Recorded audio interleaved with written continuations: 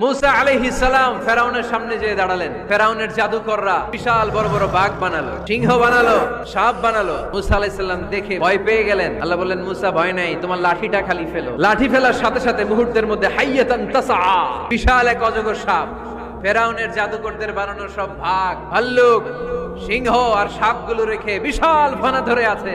আর সাপ বলতে শুরু করেছে, আর কি আছে নিয়ে আয়। সুবহানাল্লাহ কইতে পারলেন না?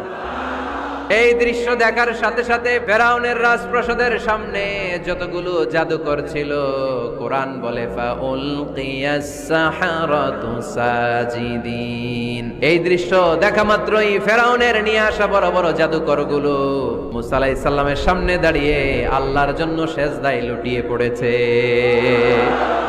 ফাউলকিয়াস সাহারাতু সাজিদিন, সেজদায় লুটিয়ে পড়ে ঘোষণা দিল, আমি ফেরাউনরে মানি না, আমি কোন নাস্তিককে মানি না, আমি মুসার রব, হারুনের রব, বনি